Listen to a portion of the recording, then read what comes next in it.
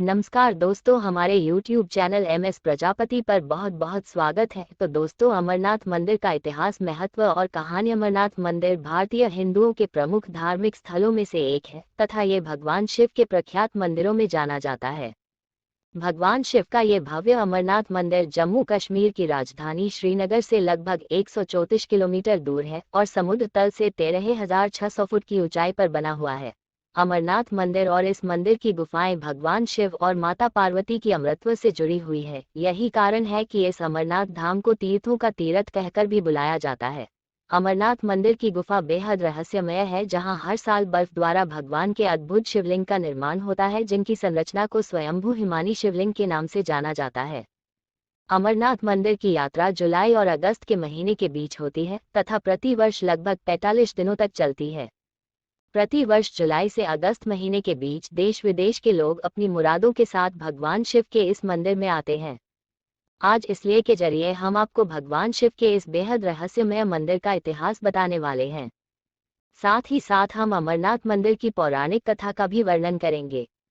अमरनाथ मंदिर जम्मू कश्मीर में ऊंचाई पर होने के कारण प्राय बर्फ से ढका रहता है। इस मंदिर के चारों ओर बर्फ जमी होती है, इसलिए यह मंदिर वर्ष में केवल एक बार सभी श्रद्धालुओं के लिए खोला जाता है और अमरनाथ यात्रा करके श्रद्धालु यहां पर भगवान शिवलिंग का दर्शन करने के लिए दूर दूर से आते हैं।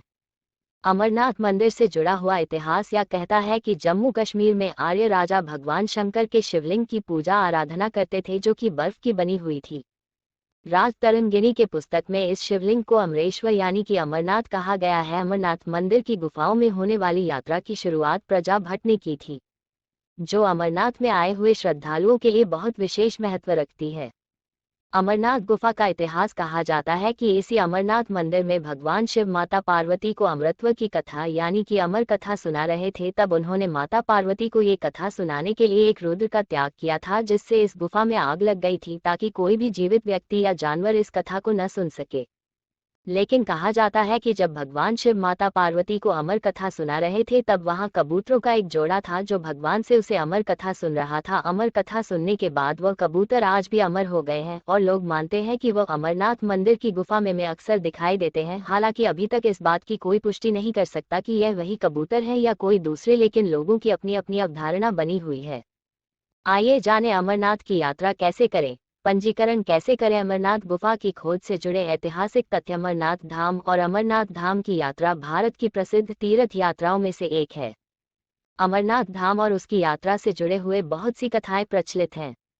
अलग अलग क्षेत्रों में लोग अलग अलग मान्यताओं को मानते हैं, लेकिन अमरनाथ शिवलिंग की खोज को लेकर एक कथा अत्यंत प्रचलित है और लगभग पीढ़ी दर पीढ़ी लोग इसी कथा को मानते आए हैं। कहा जाता है कि जब एक ही कहानी को बार बार दोहराया जाता है तो एक ऐसा समय आता है जब झूठी बात भी लोगों को सच लगने लगती है। कुछ ऐसा ही झूठ अमरनाथ शिवलिंग की खोज को लेकर भारत के लोगों को सच के रूप में स्वीकार कराया गया। दरअसल अमरनाथ धाम में अमरनाथ शिवलिंग की खोज को लेकर एक कथा बहुत ज्यादा प्रचलित है, जिसके अनुसार यह कहा जाता है कि अमरनाथ शिवलिंग की खोज किसी मुस्लिम गरिये ने की थी। कहा जाता है कि बूटा मलिक नाम के मुस्लिम गरिया ने 1350 में इस शिवलिंग को खोजा था। कहा जाता है कि इसी गरिया ने ही बर्फ से निर्मित भगवान शिव के अमरनाथ शिवलिंग को सबसे पहले देखा था, जिसके पश्चात लोगों को इसके बारे में पता चला और लोग अमरनाथ की यात्रा करने लगे। लेकिन फिर भी बहुत से ऐसे भारतीय इतिहासकार, पुरातत्वविद थे जो इस मान्यता को सही नहीं मानते थे और इसे लेकर लगातार खोज में जुटे हुए थे। इन्हीं खोजों में इस मान्यता से जुड़ा हुआ सच उभर कर सामने आया है, जिसके ऐतिहासिक तथ्यों के आधार पर कहा जा सकता है कि सदियों से लोग भारतीय हिंदुओं से झूठ बोलते हैं, क्योंकि अमरनाथ ज्योतिर्लिंग की खोज किसी मुस्लिम गरिया ने नहीं की थी, बल्कि इसका अस्तित्व पहले से ही लोगों को ज्ञात था। इस बात को प्रमाणित करने के लिए इतिहासकारों ने बहुत सारे मत दिए हैं। 5वीं शताब्दी से 17वीं शताब्दी तक कई बार हुआ है इस शिवलिंग का वर्णन। भले ही लोग यह मानते हो कि बाबा बर्फानी के शिवलिंग की खोज मुस्लिम गरिया ने 19वीं शताब्दी में की थी, लेकिन ये बिल्कुल भी सत्य नहीं है। अमरनाथ शिवलिंग का जिक्र 5वीं शताब्दी से लेकर 17वीं शताब्दी तक विभिन्न प्रकार की पुस्तकों में साक्ष्य के रूप में संकलित है। 5वीं शताब्दी में पुराणों की रचना में अमरनाथ ज्योतिर्लिंग का वर्णन किया गया है। इसके अलावा राज तरंगिणी नाम के ग्रंथ में भी अमरनाथ ज्योतिर्लिंग का वर्णन मिलता है। राज तरंगिणी ग्रंथ कश्मीर के ऊपर 12वीं शताब्दी में लिखा गया था। पुराणों और राजतरंगिणी ग्रंथ के अलावा आईने अकबरी नाम की पुस्तक में भी इस शिवलिंग का वर्णन किया गया है, जो कि 16वीं शताब्दी के दौरान अकबर के शासनकाल के बारे में लिखी गई है। इन सब बातों के अलावा 1842 में ब्रिटिश यात्री जिसका नाम था, उसने भी अपनी पुस्तक में इस ज्योतिर्लिंग का वर्णन किया है। साथ ही साथ 17वीं शताब्दी के दौरान ही औरंगजेब के फ्रेंच डॉक्टर फ्रेंकोइस बेर्न ने भी अपनी किताब में इस शिवलिंग का जिक्र किया था। लिंग पुराण में भी किया गया है, जिक्र आपको बता दें कि 5वीं शताब्दी में लिखा गया लिंग पुराण, जिसके 12वीं अध्याय के 151वें श्लोक में भगवान शिव के ज्योतिर्लिंग की स्तुति में अमरेश्वर का उल्लेख किया गया है। आप जानते ही होंगे कि अमरनाथ को अमरेश्वर महादेव कहकर भी संबोधित किया जाता है। इसके अलावा 12वीं शताब्दी में लिखी गई राजतरंगिणी ग्रंथ, जो कि कल्हण द्वारा रचित है, उसमें भी 207वें श्लोक में भगवान शिव के इस ज्योतिर्लिंग को अमरेश्वर का कर उनके अस्तित्व का साक्ष्य दिया गया है। अगर उपरोक्त साक्ष्यों की माने तो ये बात बिल्कुल स्पष्ट है कि भगवान शिव के अमरनाथ ज्योतिर्लिंग की खोज नहीं 1850 में हुई और न ही किसी मुस्लिम गरिये ने इसकी खोज की, बल्कि लोगों को इस ज्योतिर्लिंग के बारे में पहले से ही ज्ञान था और अमरनाथ की यात्रा पहले से ही की जाती थी। आईने अकबरी में किया गया है अमरनाथ गुफा का जिक्र। आपको बता दें कि 16वीं शताब्दी के दौरान अकबर के शासनकाल पर एक पुस्तक लिखी गई जिसका नाम आईने अकबरी था। इस पुस्तक में भगवान शिव के अमरनाथ ज्योतिर्लिंग और अमरनाथ यात्रा दोनों का ही जिक्र मिलता है। आपको बता दें कि आईने अकबरी के दूसरे खंड के 360 नंबर पेज पर यह बात स्पष्ट लिखी हुई है कि एक गुफा में बर्फ से एक शिवलिंग की आकृति निर्मित है जिसे अमरनाथ कहा जाता है। इसके अलावा ये बात भी लिखी है कि पूर्णिमा के समय इस पवित्र स्थान पर बूंदें गिरती हैं जो बर्फ का रूप लेकर 15 दिनों में शिव के हिम शिवलिंग का निर्माण करती हैं। साथ ही साथ ये भी लिखा हुआ है कि अमावस के समय ये पिघलने लगता था। कथन का अर्थ यह है कि अगर मुस्लिम गरिया की खोज वाली बात के 300 वर्ष पूर्व ही अमरनाथ शिवलिंग के बारे में लोगों को पता था, तो फिर भारतीय हिंदुओं से इतना बड़ा झूठ क्यों बोला गया। ने अपनी पुस्तक में किया था। अमरनाथ यात्रा का जिक्र एक ब्रिटिश यात्री और इतिहासकार था जो भारत की विविधता और कश्मीर घाटी की विविधता देखने के लिए भारत आया था। उसने सन 1835 लेकर सन 1838 तक कश्मीर की यात्रा की।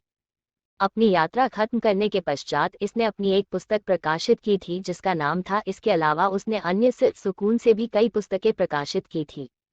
उनके लिखे गए पुस्तकों में अमरनाथ ज्योतिर्लिंग और अमरनाथ यात्रा दोनों का जिक्र हुआ था और साथ ही साथ यह बात भी लिखी गई थी कि हर यात्रा सावन महीने में की जाती है। ने अपनी पुस्तक के 7वें और 8वें संस्करण में स्पष्ट लिखा है कि सावन के महीने में अमरनाथ की यात्रा की जाती है और 15 दिनों तक इस गुफा में पूजा पाठ होती है जहां दूर दूर से श्रद्धालु आते हैं। साथ ही इसने पहलगांव रास्ते से अमरनाथ की यात्रा का जिक्र भी किया था। अमरनाथ गुफा की खोज से संबंधित कुछ अन्य महत्वपूर्ण तथ्य। गरिये की कहानी को लेकर कुछ लोगों का ये भी मत है कि इस अमरनाथ के शिवलिंग की खोज सबसे पहले एक मुस्लिम गरिया ने 16वीं शताब्दी में की थी, लेकिन यह मत बिल्कुल भी प्रमाणित नहीं है क्योंकि 16वीं शताब्दी के दौरान बिना उचित मार्ग से इतनी ज्यादा ऊंचाई पर बिना ऑक्सीजन के चढ़ना कोई साधारण बात नहीं है, और वह भी कोई गरिया अपनी बकरियां चराने के लिए इतनी ऊंचाई पर नहीं जाएगा। लेकिन जम्मू कश्मीर के राजस्थानी इतिहासकार मानते हैं कि अमरनाथ मंदिर की गुफा की खोज 1869 की ग्रीष्म ऋतु में की गई, जिसके बाद इस गुफा में औपचारिक यात्रा के लिए 1869 के 3 साल बाद 1872 में कुछ श्रद्धालुओं ने ये यात्रा शुरू की। एक अंग्रेजी पुस्तक जिसका नाम वैली ऑफ कश्मीर है, जो कि एक लॉरेंस नाम के अंग्रेज द्वारा लिखी गई है, उसका यह मानना है कि कश्मीरी ब्राह्मण अमरनाथ की तीर्थ यात्रा करने आए श्रद्धालुओं को अमरनाथ गुफा की यात्रा कराते थे, लेकिन बाद में ये जिम्मेदारी वटुकुट के मलिकों ने संभाल ली। यह मलिक लोग गाइड की तरह तीर्थयात्रियों को गुफा की यात्रा कराते हैं, वृद्ध और बीमार व्यक्तियों की देखरेख करते हैं। यही कारण है कि आज भी 1/4 चढ़ावा मुसलमानों के वंशजों को मिलता है। दरअसल 14वीं शताब्दी के लेकर लगभग 300 वर्षों तक विदेशी इस्लामी आक्रांता द्वारा लगातार कश्मीर पर आक्रमण किए जा रहे थे, जिसके कारण वहां के हिंदुओं को इस स्थान से मजबूरन पलायन करना पड़ा और परिणाम स्वरूप दिया हुआ कि लगभग 300 वर्षों के लिए अमरनाथ की यात्रा बिल्कुल बाधित रही। हालांकि 18वीं शताब्दी में ये यात्रा फिर से शुरू हो गई। वर्ष 1991 से लेकर 1995 तक एक बार फिर से अमरनाथ की यात्रा को स्थगित कर दिया गया था, क्योंकि उस समय अमरनाथ यात्रियों पर आतंकी हमले की गुंजाइश बहुत ज्यादा बढ़ गई थी। इन आतंकी हमलों के डर से इन 4 वर्षों के लिए अमरनाथ की यात्रा को स्थगित कर दिया गया। अमरनाथ गुफा में कैसे बनता है शिवलिंग? अमरनाथ गुफा में शिवलिंग के निर्माण की प्रक्रिया बिल्कुल प्राकृतिक और चमत्कारिक है। इस गुफा में प्राकृतिक बर्फबारी से लगातार शिवलिंग के निर्माण होते रहते हैं। इसके अलावा भी लोग यह मानते हैं कि यहाँ पर कई प्रकार के देवी देवताओं की आकृतियां बर्फ के माध्यम से बनती हैं और यही कारण है कि अमरनाथ मंदिर में बर्फ के शिवलिंग बनने के कारण इन्हें बर्फानी और हिमानी बाबा कहकर बुलाया जाता है। अमरनाथ से जुड़ी हुई पौराणिक अमर कथा का रहस्य। अमरनाथ मंदिर में शिवलिंग के साथ साथ इनसे ही गणेश और पार्वती पीठ की थी उत्पत्ति हुई है। माना जाता है कि यहाँ माता सती के कंठ का निपात हुआ था। आपको बता दें कि इस मंदिर में स्थित पार्वती पीठ शक्ति के 51 सीटों में से प्रमुख है। दरअसल इस पवित्र गुफा में भगवान शिव ने माता पार्वती को मोक्ष के मार्ग के बारे में बताया था और उन्हें अमृतत्व का तत्व देने वाली अमर कथा सुनाई थी। यही कारण है कि भगवान शिव के इस धाम को अमरनाथ कहा गया है। कथा सुनाने के लिए भगवान शिव ने किया था पंच तत्वों का त्याग। भगवान शिव ने यह अमर कथा सुनाने के लिए पंच तत्वों पृथ्वी जल वायु आकाश अग्नि का त्याग किया था। सर्वप्रथम पहलगांव में इन्होंने नंदी बैल को त्यागा था। उसके बाद चंदनवाड़ी में अपनी जटाओं से चंद्रमा का त्याग किया। चंद्रमा का त्याग करने के पश्चात भगवान शिव शेषनाग झील पहुंचे, जहां पर उन्होंने अपने गले से सर्पों का त्याग किया। उसके बाद महागुणस पर्वत पर पहुंचकर गणेश जी का त्याग किया। जब भगवान ने अपना सर्वस्व त्याग दिया, उसके पश्चात पंचतरणी स्थान पर पहुंचकर अपने शरीर के अवयव वाले 5 तत्वों को त्यागा। उसके बाद पर्वतमालाओं पर पहुंचकर माता पार्वती को अमृतत्व की कथा सुनाई थी। अमरनाथ गुफा के कबूतरों की पौराणिक कथा। माता सती ने हिमालय राज के यहाँ पार्वती के रूप में अपना दूसरा जन्म लिया। इससे पहले वह अपने पूर्व जन्म में महाराजा दक्ष की पत्नी थी, जिनका विवाह भगवान शिव के साथ हुआ था। कहा जाता है कि एक बार भगवान शिव और माता पार्वती दोनों एक साथ बैठे हुए थे। माता पार्वती ने भगवान शिव के कंठ में पड़ी मुंडमाला को देखकर बड़े आश्चर्य से पूछा कि आप ही मुंडमाला क्यों धारण करते हैं? इस बात पर भगवान शिव ने उनकी जिज्ञासा को दूर करते हुए बताया कि उन्होंने जितनी बार अपने शरीर का त्याग किया है, भगवान शिव ने उतनी ही मुंडमालाओं का हार धारण किया। इस बात पर पार्वती माता की जिज्ञासा और बढ़ी और उन्होंने भगवान शिव से पुनः प्रश्न किया कि मेरा शरीर नश्वर है, जो बार बार मृत्यु को प्राप्त होता है और पुनः में एक नया जन्म लेते हैं, लेकिन आपकी मृत्यु नहीं होती। आप मुझे बताएं कि आप क्यों अमर हैं। आप मुझे अमर तत्वों से परिचित कराएं, क्योंकि मैं भी अजर अमर होना चाहती हूँ। भगवान शिव ने पुनः उत्तर दिया कि उनकी मृत्यु के पीछे अमर कथा है। तब पार्वती जी ने भगवान शिव से अमर कथा सुनने की उत्कंठा जताई। हालांकि कि भगवान शिव ने कई बार उनकी जिज्ञासा को टालने का प्रयास, लेकिन जब उन्हें लगा कि अब पार्वती जी की जिज्ञासा बहुत ज्यादा बढ़ गई है, तब उन्होंने यह निर्णय लिया कि उन्हें अभी अमर कथा सुना देनी चाहिए। कहा जाता है कि भगवान शिव जब पार्वती माता को यह अमर कथा सुना रहे थे, तो वहां एक नीले कंठ वाले तोते का बच्चा भी छिप छिप कर यह कथा सुन रहा था। जब शिव भगवान कथा सुनाते तो उस समय पार्वती माता बीच बीच में हुंकार भर रही थी, लेकिन कथा के बीच में ही ऐसा हुआ कि उन्हें अचानक से नींद आ गई। तब उनकी जगह पर उस तोते के बच्चे ने हुंकार करना शुरू किया। जब भगवान शिव को इस बात के बारे में पता चला, वह अत्यंत क्रोधित हो गए और उस तोते को मारने के लिए दौड़े। उसके पीछे अपने त्रिशूल को छोड़ दिया, लेकिन वह तोता तीनों लोकों में भागते भागते व्यास जी के आश्रम में पहुंचा और उनकी पत्नी की मुख्य में घुसकर उनके गर्भ में चला गया और वहीं पर 12 वर्षों तक रहा। 12 वर्षों के बाद भगवान श्री कृष्ण के आश्वासन पर यही व्यास जी के पुत्र के रूप में पैदा हुए और शुकदेव कहलाए। कहा जाता है कि अमरनाथ में एक संध्या भगवान शिव नृत्य कर रहे थे। उस समय उनके 2 रुद्रगण आपस में एक दूसरे के ईर्ष्या के भाव से कुर कुर कर रहे थे, जिस पर भगवान शिव अत्यंत क्रोधित हो गए और उन दोनों को कबूतर बनने का श्राप दे दिया। तभी से माना जाता है कि यह युगल कबूतर किसी अमरनाथ मंदिर में रहते हैं और अमरनाथ यात्रियों को दिखाई भी देते हैं। हालांकि कुछ लोग मानते हैं कि जब भगवान शिव पार्वती माता को अमर कथा सुना रहे थे, उस समय एक कबूतर के जोड़े ने उनकी कथा को छिपकर सुन लिया था, जिसके कारण वे दोनों कबूतर भी अमृतत्व को प्राप्त हो गए और आज भी इसी गुफा में रहते हैं और अक्सर यह युगल कबूतर तीर्थ यात्रियों को दिखाई देते हैं।